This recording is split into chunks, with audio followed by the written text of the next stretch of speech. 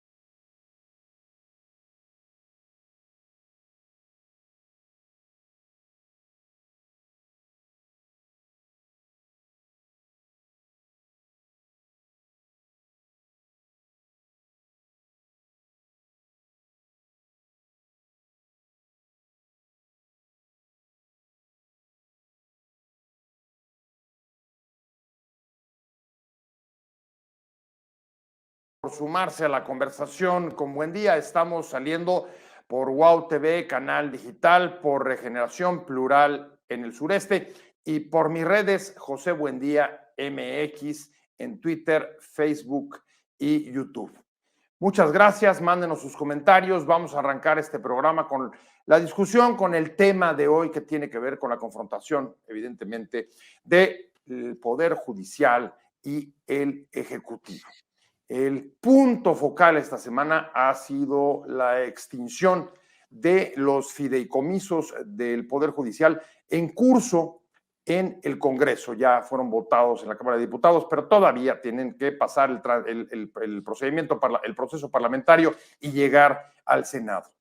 Lo cierto es que el tema de la extinción de los fideicomisos, 13 fideicomisos que han sido ampliamente discutidos y sobre los que se dice si afectan o no a los trabajadores o si son un guardadito, como ha acusado el gobierno. La verdad es que tienen poco que ver con la reforma del Poder Judicial. Sin embargo, han generado la mayor escalada en ya las de por sí relaciones tensas entre estos dos poderes. Incluso la confrontación que ha sido la mayor que hemos visto en tiempos recientes entre dos poderes, ha llegado incluso a la calle.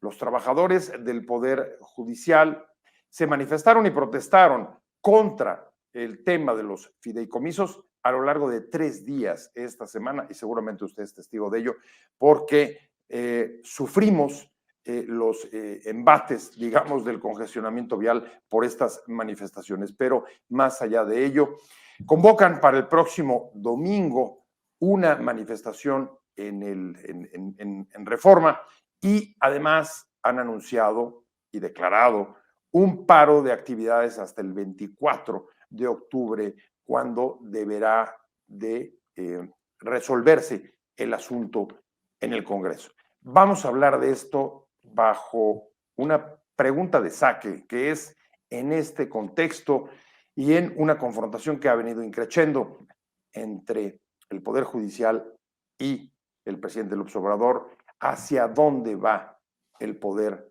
Judicial.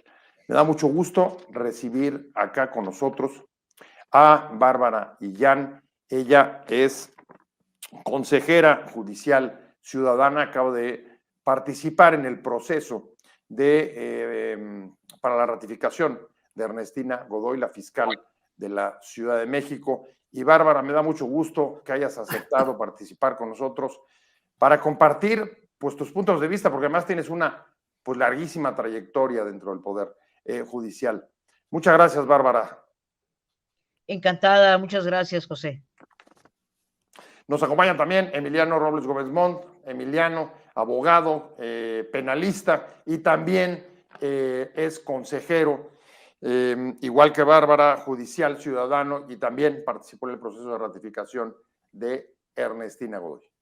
Muchas gracias, Pepe. Un gusto volver a estar aquí. Tuve que meterme a algo que sea visible para que me invites otra vez a tu programa, entonces seguiré intentando para nunca perder la bonita costumbre de estar contigo, con tu auditorio, sobre todo compartir aquí con el fiscal y con Bárbara, que nuevamente lo digo como lo he dicho muchas veces en público, es una mujer a la que admiro su trayectoria y que parte de lo que he trabajado como penalista desde la óptica de manual de atención a víctimas han sido creación de ella y que siguen vigentes por su gran expertise y su gran sensibilidad. Así que un placer estar con ustedes, Pepe. Oye, pues mira que la visibilidad lo has logrado, ¿eh?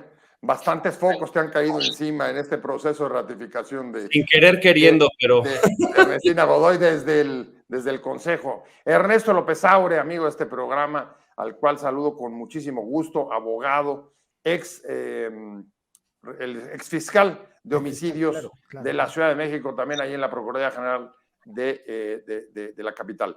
Ernesto, ¿cómo estás? Hola, Pepe, ¿cómo estás? Pues muchísimas gracias nuevamente por invitarme a tu programa. Aquí estamos listos ya.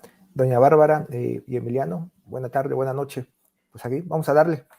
Pues arranquemos, Bárbara. A ver, yo no sé si tú recuerdes algún momento de mayor tensión en la relación entre el poder, entre el poder judicial y algún ejecutivo de los últimos años. Como decía en mi introducción, pues ha llegado ya a la calle. Lo hemos visto ya en protestas, incluso en eventos tan desafortunados como la quema de efigies de López Obrador. Antes había ocurrido ya también con la de la presidenta de la Corte, Norma Piña. Y si tienes temor de que esto pueda salirse o se haya salido de control. Yo creo que, como bien dices, Pepe, es un evento inédito, no se había visto tales niveles de confrontación, sino siempre había un respeto entre los poderes, porque finalmente somos un país que está dividido en estos tres poderes y siempre se guardaban las formas, pero no solamente es el momento más complicado, sino que además es de largo alcance porque ha estado por meses. Prácticamente hubo insinuaciones de corrupción de los jueces, etcétera, pero en cuanto llega la ministra Piña a la presidencia de la Suprema Corte, pues esto escaló aún más y se convirtió en algo permanente. Ya llevamos varios meses y bueno, pues obviamente ahora está en discusión el tema de los fideicomisos. No creo que tengamos o haya posibilidades en este año ni en el 24 de modificaciones de mayor calado para el Poder Judicial y para la Suprema Corte. Pero sí creo que es, como ya se ha venido manifestando, un tema de campaña y un tema de una agenda pendiente para el próximo sexenio. Emiliano, ¿hacia dónde vamos entonces? Hacia convertir la reforma al Poder Judicial, el tema de la independencia judicial, en tema central de la campaña electoral de 2024 y finalmente esperar hasta que las urnas resuelvan si otorgan la mayoría calificada para poder hacer la reforma que quiera el presidente, o qué es lo que esperas tú de este conflicto. Ay, Pepe, mira, la verdad es que muy complicado. Yo sí estoy muy preocupado y sobre todo todos los que somos abogados nos preocupa mucho lo que está pasando, porque más allá de que se viola el principio de división y respeto de poderes, es una confronta directa y con ataques, yo creo, con absoluto respeto, infundados. Y es algo que no es nuevo. En este sexenio hemos visto el descrédito y la deconstrucción conceptual de toda institución que no provenga del Ejecutivo. Y eso creo que no debe de pasar. Yo creo que debemos de cuidar nuestras instituciones. Bastantes años, bastante esfuerzo de un Estado democrático de derecho nos ha costado construir instituciones que sean afines a una cultura, bueno, a un país pluricultural como lo es México, que tiene una pluralidad de valores y que no es fácil, en donde tenemos ideologías de todo tipo y estar destruyendo todo lo que no vaya conforme una ideología es tanto como estigmatizar a cualquier ideología diferente, que es la base de cualquier pensamiento dictatorial, ¿no? Yo creo que lo que sí debe de estar en agenda es la protección de todos los poderes, la independencia y que las decisiones se hagan conforme al respeto de la estructura y organización de cada poder.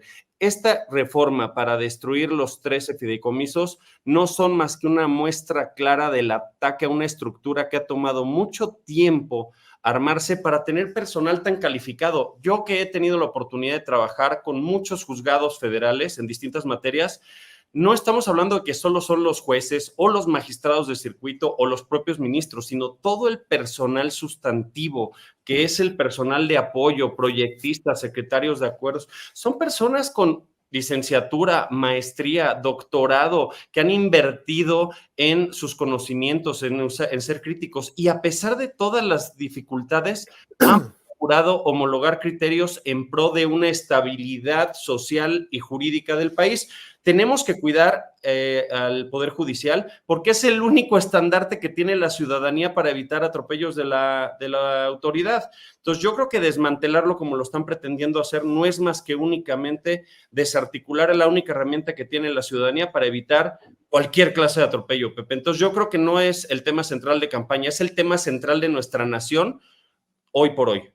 Pero si ves, por ejemplo, la oposición poniéndolo como tema central, el tema de destrucción de las instituciones, desmantelamiento, etcétera, violación de los límites, intervención de la división de poderes, ¿sí lo ves como un tema central? Sí, claro que sí, pero más que la oposición, toda la ciudadanía, o por lo menos ciertos sectores que les preocupa un país en el que haya esta autonomía, independencia, imparcialidad, objetividad, tiene que cualquier ciudadano defender, no los fideicomisos, toda la estructura y los atentados que representan detrás en esta confrontación. Yo sí veo que debe de marcar uno de los puntos torales de la agenda de la oposición, y aquel que no se sume con una visión objetiva y con una crítica constructiva de defensa, yo creo que claramente es alguien que va a ser cómplice pasivo de lo que pueda pasar.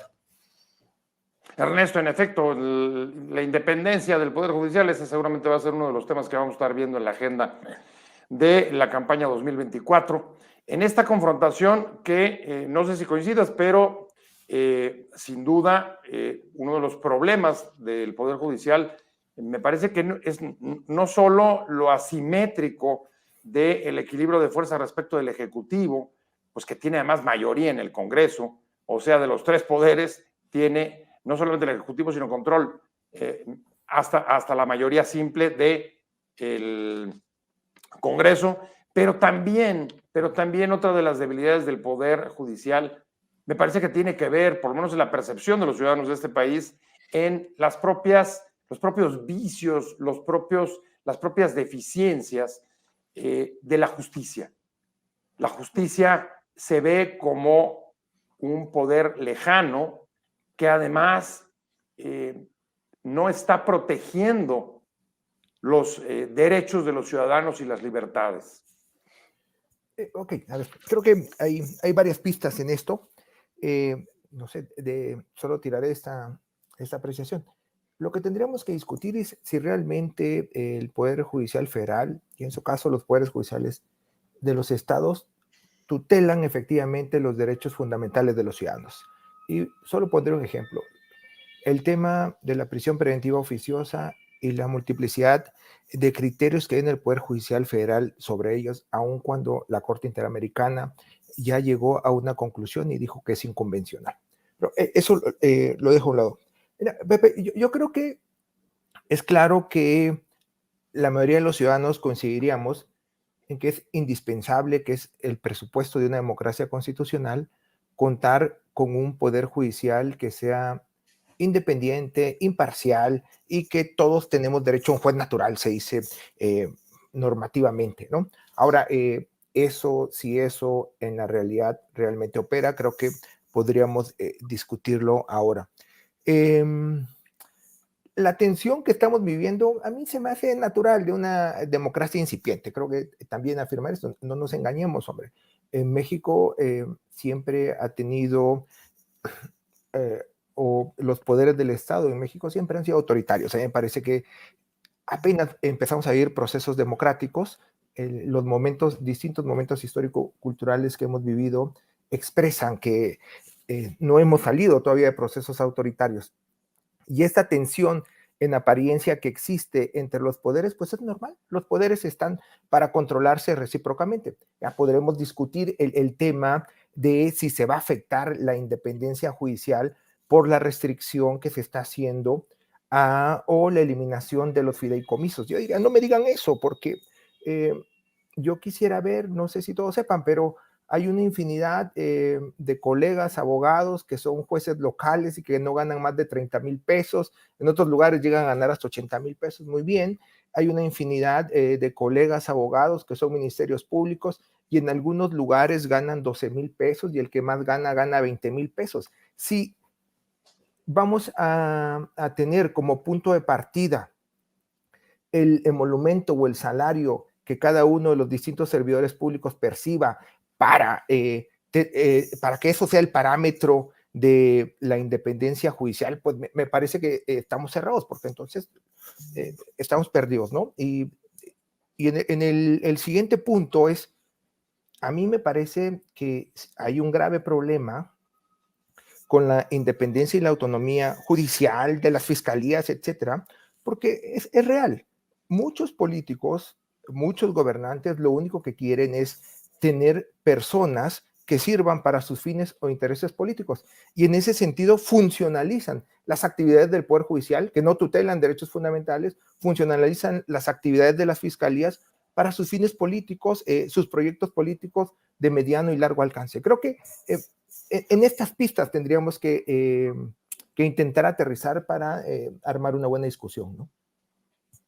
Bárbara, como dice Ernesto, una democracia joven que apenas está tratando de comenzar a sacudirse, ¿no? Muchas décadas o una historia incluso de poderes autoritarios, pero hay dos elementos que quiero poner sobre la mesa, si son, desde tu punto de vista, parte, digamos, de esta evolución. Una es los términos en los que están discutiendo tanto el Poder Judicial como el presidente. Vaya, uno le llama mentiroso al otro, por ejemplo, a propósito de los fideicomisos. Uno dice que es mentira que estén haciendo un guardadito para beneficiar o engordar los ministros de la Corte, al cual llama un poder caro y corrupto, incluso podrido, mientras que del otro lado dice que también los argumentos de que van a afectar a los derechos laborales de los trabajadores del Poder Judicial son mentira. Ahí tienes un ejemplo del lenguaje, y el lenguaje importa.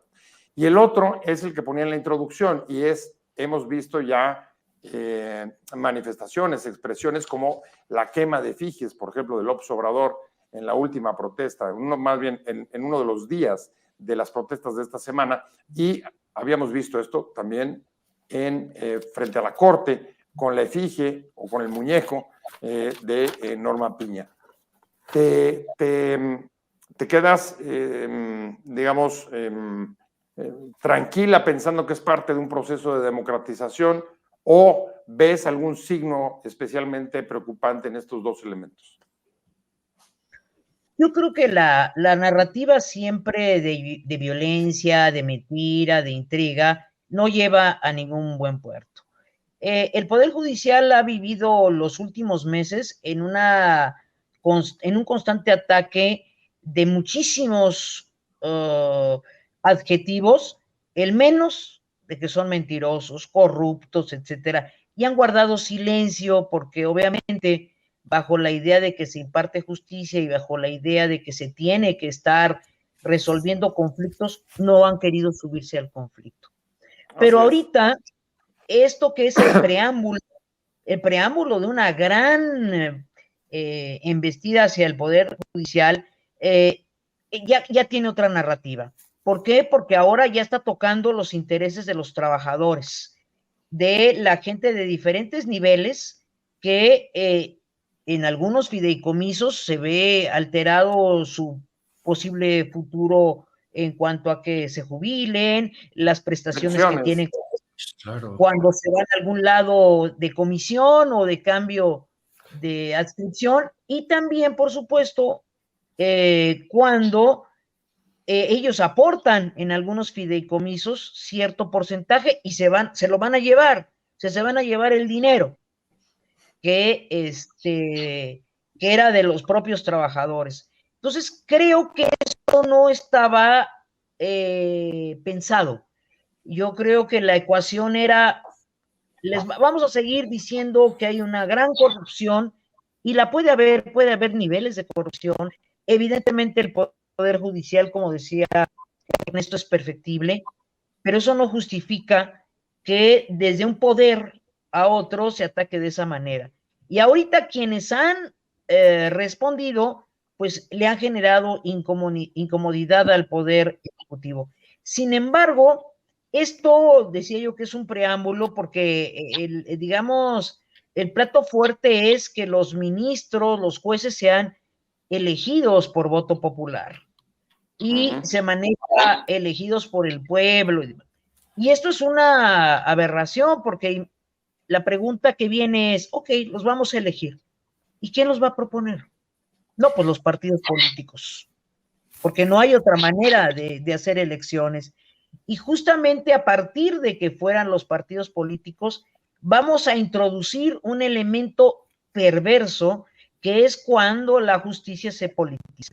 Y entonces ya tendríamos que pensar que el juez fulano pertenece al partido tal o al partido cual, o ganó en función de que hizo una buena campaña o de que su narrativa electoral era buena. Es decir, los vamos a subir a un proceso electoral y eso les quita la imparcialidad. Creo que ese es el gran anuncio para quien gane la presidencia y esté de acuerdo con estos preceptos en 2024. Ahorita yo veo esta fase, esta etapa, como un golpeteo necesario, como un golpeteo para poder sentar las bases de ese preámbulo que es la gran reforma. Y eso sí creo que en su momento, si no lo reflexionamos con serenidad y lo vemos con calma, pues estará el Poder Judicial siendo cualquier ventanilla administrativa, pero de ninguna manera impartiendo justicia, y justicia entre comillas, porque nosotros tenemos tribunales de derecho, no estrictamente de justicia, y hay una diferencia sustancial. Y para ser tribunales de derecho, lo que se tiene que aplicar es la ley, no si quiero o no, no si es algo correcto o incorrecto desde la perspectiva de diferentes colectivos o de diferentes grupos, y eso lo hemos estado viendo, sobre todo, como bien se decía, con el tema de cuando se da la vinculación a proceso y tenemos la posibilidad de que el proceso se lleve en libertad. No, pero yo considero que no, porque estamos cayendo ya en una discrecionalidad en algunos juzgadores. Ahora imagínate, Pepe, si ellos obedecieran a los partidos políticos que los impulsan, que los propusieron, que los hicieron ganar, sin considerar que tendría que haber, supongo que un presupuesto para poder tener campaña, porque si no, ¿cómo sé quién es quién? Sí, claro, ¿cómo lo identificas? No, bueno, sin duda, el telón de fondo de las acciones que estamos viendo, Emiliano, es la propuesta de reforma que puso sobre la mesa el presidente López Obrador. Y ahí me llama la atención una cosa, y es que del otro lado, del lado de la oposición, incluso de la misma Corte, no, o del Poder Judicial, no hemos visto un planteamiento o una propuesta frente a problemas que creo que todos también estamos viendo. Y es, en efecto, las deficiencias que hay en la impartición de justicia, en la aplicación de la ley de estos tribunales de derecho, como decía Bárbara, en la que no podemos voltear para otro lado. En muchos casos, desafortunadamente, la ley se negocia más que aplicarse, y ese es un punto donde tendríamos que centrar, me parece, el tema de la corrupción. Nada más corrupto que negociar con la ley. Sin embargo, no veo propuestas ni de la oposición ni del Poder Judicial, y lo podrían hacer. A ver, sí, pero a ver, se tocaron muchos temas bien importantes y ahí sí me gustaría contestarle a mi querido fiscal, que además, qué gusto volver a saber de él. Yo creo que, a ver, es como si quisiera yo debatir con el Poder Judicial y cuando van en el coche para llegar al destino, digo, no, pues el Poder Judicial está todo mal, le voy a descomponer el coche y que no llegue, pues yo gané porque no llegó. Eso no es un tema, el tema salarial, el tema de eso, es el producto de toda la estructura de trabajadores, como bien lo dijo la consejera Bárbara, y el tema, mi querido Pepe, es justamente el presidente de la República nombra ministros porque son altamente capaces y con todas las cualidades, formación, juristas, constitucionalistas que respetan nuestro régimen constitucional. Pero por otro lado dice que sea el pueblo el que decida por conducto de los poderes. Perdón, pero el derecho es una ciencia que requiere un profundo análisis cultural, normativo, porque la ley no es más que la protección de los valores sociales. Y la gente hoy por hoy cree que la conducta humana tiene que ajustarse a la ley, cuando es el derecho que debe de ser dinámico, cuando la sociedad es dinámica. ¿Por qué? Porque el derecho atiende a la necesidad. Y para eso, bien lo dijo el fiscal, y me encantó cuando habló del tema de la prisión preventiva, porque estás hablando de que ya hay una facultad discrecional del juez, que es este jurista en el que se le confía por parte de la institución del Estado mexicano, de poder convencionalmente establecer cuáles son los valores constitucionales, sociales que deben de prevalecer.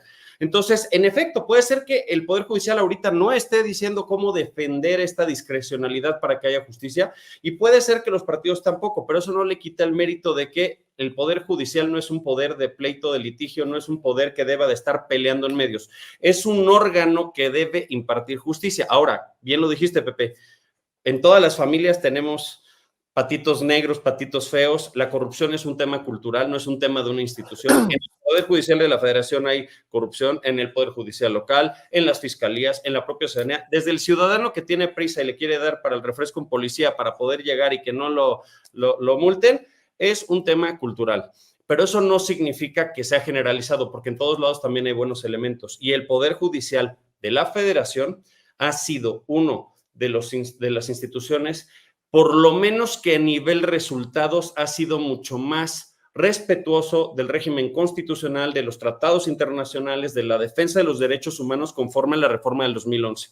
Ahora, hablando del tema de lo que decía nuestro querido fiscal del tema de los fideicomisos y de los salarios, bueno, a ver, hablemos del Tribunal Superior de la Ciudad de México. Tienen incluso más dinero en fideicomisos, y creo que también ha sido silencioso. Entonces, si se tratara de desmantelar todos los poderes judiciales, estamos desmantelando la estructura profesional que debería de cuidar y prevalecer los postulados constitucionales para no solo ciudadanía, sino para todos los órganos. Entonces, sí tiene que la oposición defender al Poder Judicial. El Poder Judicial no puede salir a medios. Eso ya lo sabemos que hacemos el presidente y lo ha venido haciendo siempre y contra todos los órganos.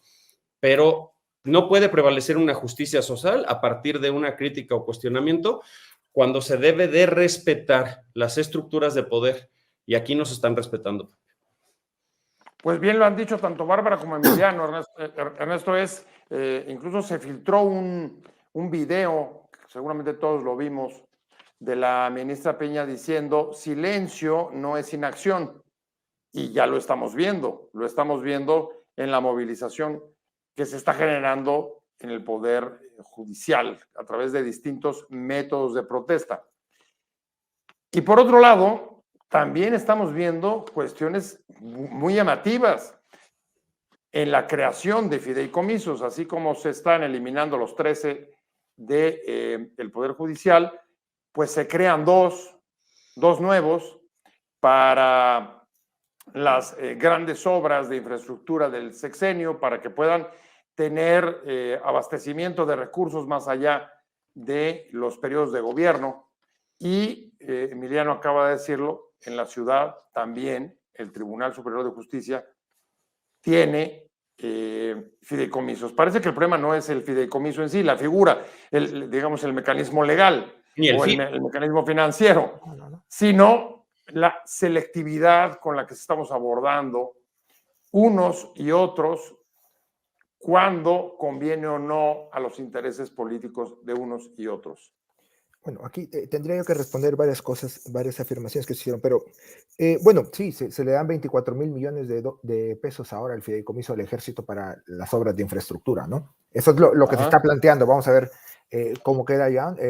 Hay quien dice 3,000, hay quien dice 700 puntos de discusión hoy en la Cámara de Diputados y veremos qué dice el Senado en el caso de la Corte, ¿no? El problema, a mí me parece que el problema no son los fideicomisos. El tema que se critica a la Corte es cómo configuró esos fideicomisos con los famosos guardaditos, ¿no? Que es dinero público que fue acumulando y que nunca devolvió a la tesorería de la Federación. Ahora, si la Ciudad de México, la verdad no sabía, Emiliano, pero si la Ciudad de México tiene un fideicomiso, pues habrá que revisarlo, ¿eh? Yo no tengo problema porque se revise a quien sea. O sea, a mí me parece que yo no me opongo, es más, estoy a favor de que todos los servidores tengan un salario digno, ¿no? Claro. A mí me parece que, y me parece que lo que ganan los jueces de distrito, los magistrados, es un salario bastante digno. Ya podría discutir si estoy de acuerdo o no con que un ministro gane 300,000 pesos y si le sumas todas las prestaciones, saque casi 600,000 pesos mensuales, ¿no? Eso podríamos discutirlo en un país que resuma miseria como el de nosotros, ¿no? Ahora, todos los servidores deberían tener un salario digno, claro, para sacar adelante a su familia y tengan un modo honesto de vivir, me parece. Pero yo insistiré en eso. Eso no garantiza la autonomía y la independencia de ningún poder, ¿no? Y lo otro que diría es, discutamos que se transparenten todos los fideicomisos. Yo creo que lo correcto es que se transparenten todos los fideicomisos y que se vea punto por punto a qué está destinado cada peso que es producto de nuestros impuestos, ¿eh? Porque es producto de los impuestos de los mexicanos, no es un dinero que ellos hayan obtenido porque hayan trabajado de manera distinta, sino ese dinero es producto de los impuestos de los mexicanos. Ya podemos discutir quiénes pagan o no. Y lo otro es, a mí me parece, estamos viendo un momento estridente, pues, entre el Poder Ejecutivo, el Poder Judicial, Federal, si quieren en este momento, y la Cámara de Diputados, ¿no? Ya veremos cómo van las cosas en el Senado, pero seguramente se va a sumar a esta estridencia. Pero yo tampoco la vería grave, pues, o no la veo problemática. A mí me parece que estamos viviendo en ese país, en este momento histórico-cultural, una lucha encarnizada por el poder. Y me parece que si no vemos esa realidad, pues no nos vamos a poder dar cuenta que en los distintos ámbitos políticos, pues hay discusión sobre eso y hay una gran discusión sobre quién se queda con este país. Y yo creo que ni el Poder Judicial, menos el Legislativo, ¿no? Que es el representante de la voluntad popular, son ajenos a esta lucha encarnizada por el poder. La Corte forma parte de la lucha encarnizada por el poder y de muchos intereses, por supuesto que sí. O sea, creo que eso no podemos dejar de pensarlo y hacerlo a un lado. El tema de que en la Corte estén los mejores juristas, pues yo creo que cualquiera de los que estamos aquí tendremos claro que no. Es decir, ¿los eligen los partidos políticos? Pues sí. ¿Cómo los elegían antes? Pues acuerdos entre los partidos políticos mayoritarios. Antes era PAN y PRI o PRI y PAN, y ahora lo hace Morena, arrasa y lo hace, ¿no? Porque pues, son los que tienen el poder político. Lo que hay que hacer en esos casos, pues hay que establecer mejores controles para que las personas que lleguen a esos cargos realmente sean juristas preparados y no respondan a los intereses de los partidos políticos. Hoy hay un gran pleito entre López Obrador en contra de dos ministros que él propuso y que dice que no atienden a sus intereses, ¿no? Ríos Farjat y Alcántara. Bueno, está bien. Bueno, que llama traidores, vaya, más claro. Dice, no responden a sus intereses. Bueno, y para terminar en esto, un poco, a mí me parece que es injusto los ataques que se hacen al Poder Judicial, local, federal, en el tema de la impunidad. En el sentido que se liberan delincuentes, los grandes delincuentes, que se negó la orden en contra de García Luna y ahora está el tema de Lozoya, etcétera, etcétera. Creo que hay una deficiencia estructural previa, no quiere decir que en el Poder Judicial, como lo dijeron hace rato, no se presentó corrupción, etcétera. Pero hay una deficiencia estructural previa en las fiscalías. las escasas competencias que tienen ciertas fiscalías para poder armar expedientes en base a la evidencia, ¿no? En base a intereses políticos. Y no pasa hoy, no solo es de hoy, es un problema estructural e histórico-cultural del Estado mexicano en los aparatos que investigan delitos y persiguen delincuentes. No tienen las competencias básicas necesarias para poder estructurar una investigación con base en evidencia. Entonces, o sea, las fiscalías. Sí, las fiscalías. Y ese no es un problema del Poder Judicial. El Poder Judicial está para tutelar los derechos y dice, oye, pues tú no cumples con los presupuestos y los requisitos, pues a la calle o te niego la orden de aprehensión. O sea, no le podemos desplazar esa carga al Poder Judicial, ¿no? Ahí cerraría así. Un momento de gran estridencia, un momento que presagia o comienza a configurar lo que pueda suceder con la reforma del Poder Judicial, una lucha de poder político entre bandos que quieren quedarse con este país. Bárbara, recojo algunas de las expresiones de esta mesa. Y hay una que me preocupa, sobre todo en el último punto, y es la ruptura del consenso que había prevalecido sobre cuáles son los límites y hasta dónde la separación de poderes o hasta dónde puede haber la penetración de uno sobre otro. No es el caso mexicano el único. Desde 1985 en la Asamblea General de la ONU estableció algunos, digamos, estándares mínimos, principios básicos sobre qué entender o qué significa la división de poderes.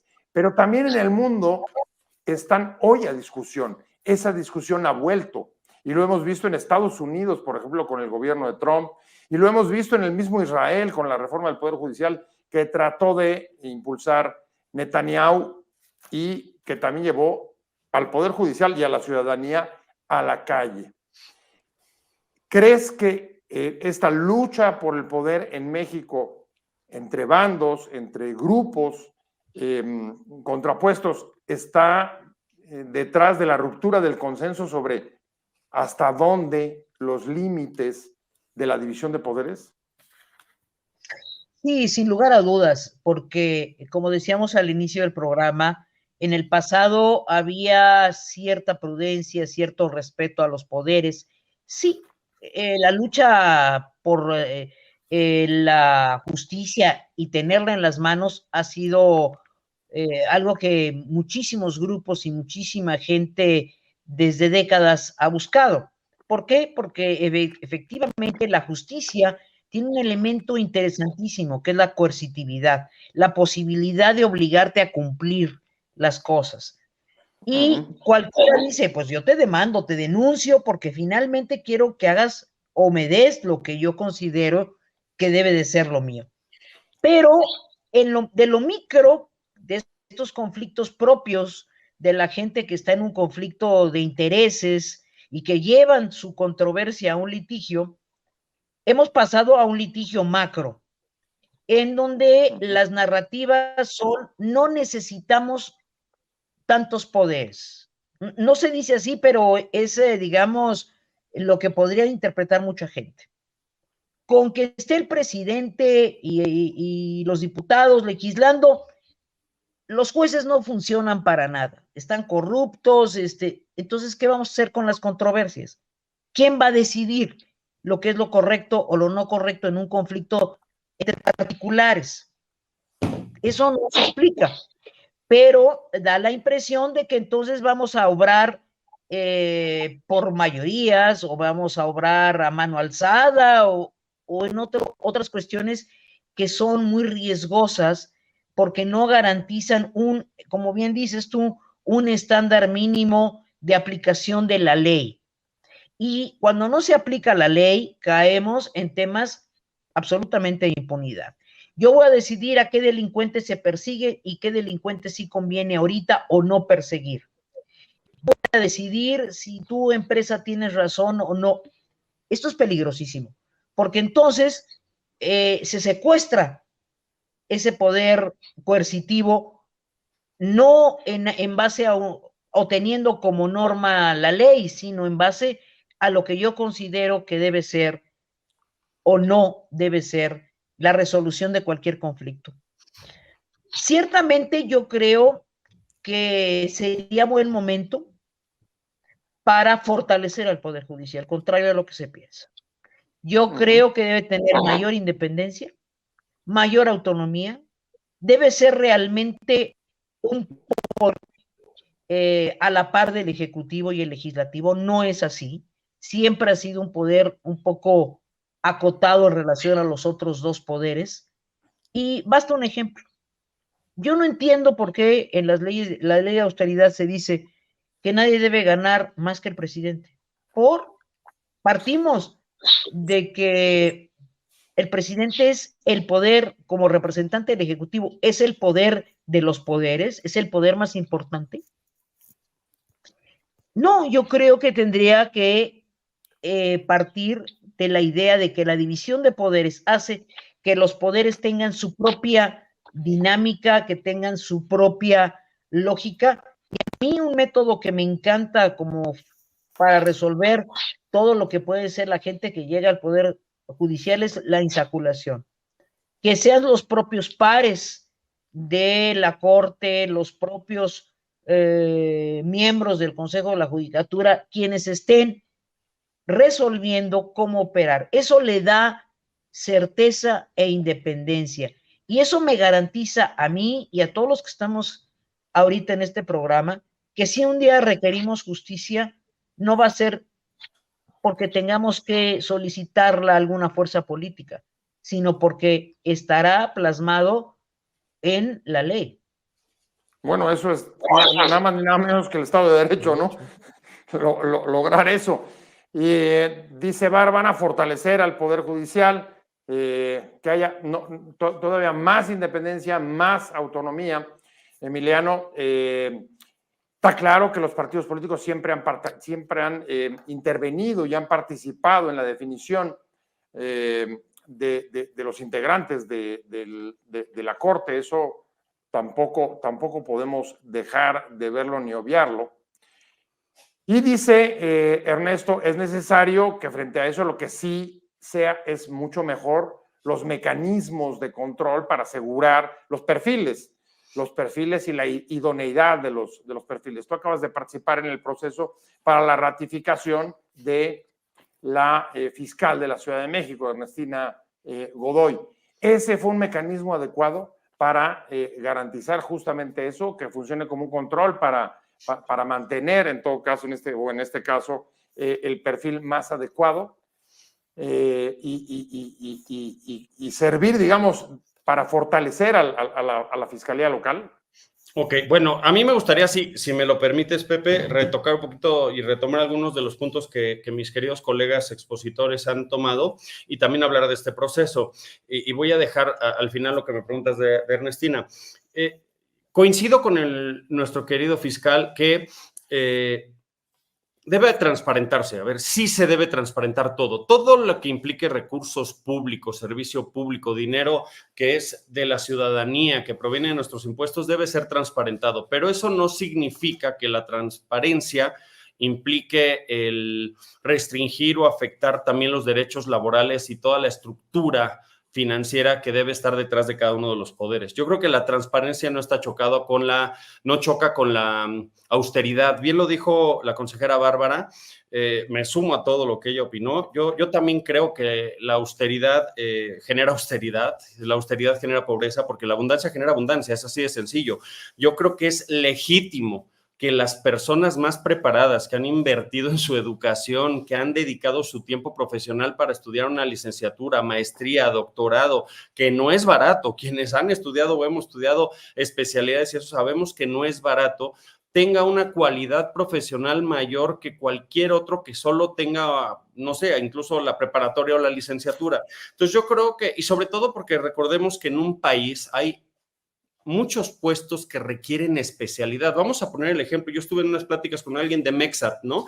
Un ingeniero de revisión de un satélite de algo en México, pues no puedes decirle vas a ganar 40,000 pesos cuando seguramente se gastó 10 millones en su preparación, doctorados, capacitación en el extranjero y es una persona que no hay otro con esas cualidades y que va a sonar feo, pero voy por 40 o 30,000 pesos. No, yo creo que deben de ganar bien. Si tenemos servidores públicos que ganan bien, con buenas prestaciones, sin duda también eso podría erradicar la corrupción, Pepe, porque sí hay corrupción en el Poder Judicial, en todos lados, no digo que no, pero en los puntos donde hay personal más preparado, profesional, capacitado y con mejores prestaciones, es más difícil que caiga en corrupción, porque es más lo que pierde que lo que gana. Y eso tiene que traspolarse a todas las áreas.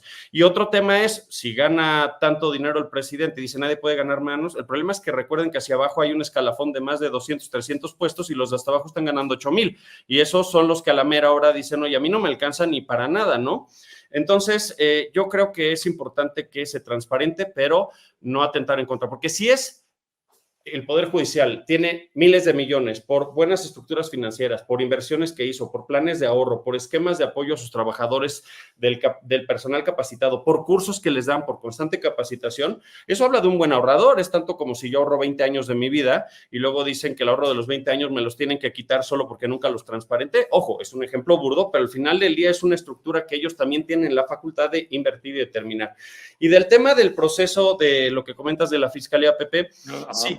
Si viste si quien vio mi voto, yo al final del día hablé que creo que la Fiscalía tiene cosas buenas, como todo tiene cosas malas, está en un proceso de maduración y en un proceso, hasta diría casi de gestación de este nuevo sistema de justicia penal. Viene un sistema muy burocratizado, le falta mucho por quitar las trabas burocráticas, pero eso no depende de una persona. Yo creo que hay elementos buenos y resultados muy buenos, y hay cosas que pueden mejorarse. Pero mi voto fue porque creo que el procedimiento era incorrecto, porque el procedimiento del Consejo Judicial Ciudadano nace como un perfil ciudadano técnico por los 7 profesionales del derecho que requiere y 4 ciudadanos. La ciudadanía da el toque de autonomía, de que no esté vinculada a ningún órgano de poder, para buscar perfiles técnicos para presentar la terna de opciones al jefe de gobierno. En el momento que surge la reforma a la Ley Orgánica de la Fiscalía para que se dé la posibilidad de ratificar, pues nosotros entonces no vamos a evaluar perfiles. Nos piden que hagamos una evaluación de los resultados de 4 años, cuando como ciudadanos tenemos limitaciones que no tiene, por ejemplo, el Congreso, como no podemos acceder a expedientes por el principio de secrecía, el sigilo, por temas de investigación, y además, ¿cómo podemos evaluar en 30 días el desempeño y, por ejemplo, poner en una encrucijada a un ciudadano que no sea abogado si lo que se está haciendo es bueno? Porque bien lo decía el fiscal, lo decía creo el fiscal y la consejera, la justicia no siempre desde la percepción social es justicia, porque ellos creen que justicia es lo que ellos quieren y luego dicen que ya no importa quién la deba, sino quién la pague. Y la justicia no es un capricho, la justicia tiene que ser objetiva para generar estabilidad. Entonces, poner al Consejo Judicial Ciudadano a evaluar en 30 días, a partir de información que recibimos, tanto de la Fiscalía como de los ciudadanos, pues es una evaluación que no va a ser objetiva. Entonces, luego que pase un proceso en el que tiene que caer en el Congreso, creo que tienen 20 días para evaluar 4 años, yo creo que hay vicios de origen. El proceso natural es que sea el Congreso el que haga una evaluación objetiva, que tiene la infraestructura, tiene presupuesto. Nosotros somos honorarios, ni pasantes teníamos, o sea, éramos nosotros. Y tienen la infraestructura para nombrar comisiones y evaluación. ¿Por qué? Porque el Congreso es el representante del pueblo. Ellos son los que pueden evaluar a un servidor público en funciones, un ciudadano no. Por eso mi voto fue en el sentido negativo. ¿Por qué? Porque el proceso creo que es el incorrecto. Y está hoy por hoy en la ponencia de González Alcántara en la Corte el tema de la impugnación que presentó Acción Nacional. Entonces también tenemos que esperar a ver qué resuelve eso, aunque ahorita, como bien lo dijo el Consejo Judicial, pues realmente está en manos del jefe de gobierno y del Congreso de la Ciudad de México. Se me va el tiempo, yo tengo que ir cerrando. Ernesto, ¿te parece que el proceso en la ciudad para la ratificación, como acaba de contar Emiliano, como este mecanismo para tratar de garantizar, de establecer controles para asegurar la idoneidad de los cargos, también está, como has dicho, de la democracia en una época, digamos, o en un momento todavía germinal, todavía muy limitado y pues con una eficacia muy relativa? Yo creo que sí, pero me parece que atrás hay toda esta influencia de los distintos grupos políticos, ¿no? O de los grupos hegemónicos de poder en cada momento histórico-cultural. Influyen mucho en las decisiones de quienes se van a quedar a cargo, por ejemplo, del área de investigación del delito, ¿no? Que es lo que estás planteando con Emiliano. Y ahí me parece que hay que mejorar los procesos, que hay que establecer controles fuertes para poder establecer y determinar que las personas que sean las elegidas sean las idóneas para ese cargo. y en la medida de lo posible estén alejadas de ciertos intereses políticos, pues, ¿no? Porque cuando es la política la que determina estas áreas, el área del Poder Judicial o el área de la investigación del delito, pues si las personas aceptan que deben el favor de haber sido elegidos, estamos muertos. No van a tutelar nuestros derechos y solo van a operar para los intereses de los demás. De los que los eligieron, perdón. Quisiera nada más, en algo que dijo Emiliano, Pepe, ya, ahí, prometo Sí. que le dejo. A ver, yo Ajá. creo que la transparencia tiene que ser una forma de vida, ¿no? Y en ese sentido, si transparentamos los fideicomisos del Tribunal Superior de Justicia de la Ciudad de México, de todos los fideicomisos que haya que tengan que ver con el interés público, va a ser lo correcto. Y vamos a ver en qué gastan A, B, C y D. Y dice, ahorran, sí, nada más que ahorran porque piden más. Ellos necesitan 80,000 millones de, estoy jugando, 80,000 millones de pesos al año y les dan 90, pues claro, ahorran 10,000. Cualquiera de nosotros hace eso, ¿no? No hay problema. O sea, yo creo que esa parte tenemos que revisarla bastante bien. Y por el otro lado, la discusión, si están en juego los derechos laborales o no. Por un lado dicen que no, por otro lado dicen que sí. Yo la verdad no tengo las herramientas para decirlo. Si están en juego los derechos laborales, pues es incorrecto. Así de sencillo. Pero si lo transparentamos, vamos a poder darnos cuenta si efectivamente con la cancelación de 13 fideicomisos se están poniendo en juego los derechos laborales o solo está en juego el dinero que recibe una burocracia dorada. A mí me parece que eso es lo relevante. Vamos a transparentarlos y analicémoslos, ¿no? Eso te diría yo. Se me fue el tiempo a mí ya y quiero agradecerles muchísimo que hayan estado con nosotros. Ernesto López Aure, ex fiscal de homicidios de la ciudad. Como siempre, Ernesto, muchas gracias por haber participado, por habernos acompañado. Un gran placer. Y especialmente, muchas gracias, Bárbara y Jan. De verdad, un lujo haberte tenido con nosotros. Te agradezco muchísimo y espero que nos sigas acompañando. Encantada, muchas gracias, José. Y por supuesto, mi querido Emiliano, muchas gracias por todo, gracias por tu participación, gracias por tu ayuda, te mando un fuerte abrazo y pues acá seguimos. Muchas gracias, Pepe. Un saludo a producción. Tiene un buen equipo de producción, Pepe, y sobre todo también un placer compartir espacio con Bárbara y con Ernesto, que la verdad lo llegué a tratar poco, pero alta estima, muy profesional. Alguna vez también me ayudó, gracias, un gran profesionista y también en alta estima de varios colegas que tenemos. Así que gracias por invitarnos y un gusto saludarlos, Ernesto y Bárbara. Bueno, pues como ves, le llegaron saludos a Fernando Robles, productor de este programa, en la pantalla y por supuesto muy merecidos porque quien permite esta conversación, quien nos hace justo la posibilidad de poder hacer esta red es Fernando Robles, el productor de este programa. Muchas gracias, como siempre, por su ayuda, por su participación. A todos los que hoy nos acompañaron, pero sobre todo, como siempre, a usted, porque es el sentido de este programa, el que participe, el que nos vea, nos acompañe. Muchas gracias por sus comentarios, muchas gracias por enlazarse a esta conversación. Nos vemos como todos los martes y jueves, el próximo martes a las 19 horas. Que tengan un muy buen fin de semana, pásenlo bien. Les recuerdo que se suscriba a mi canal de YouTube, estamos creciendo, si nos ayuda podemos ir más rápido y extender este debate, este diálogo. Y por supuesto, estamos saliendo por WOW TV canal digital. Hoy jueves va a poder sintonizarlo a partir de las 8 de la noche en este canal y por Regeneración Plural, ahí salimos en vivo. Y por supuesto por mis redes. Muchas gracias, tengan un buen fin de semana y nos vemos el próximo martes. Hasta luego, adiós. Saludos, buenas noches a todos, cuídense. Adiós. Adiós, adiós.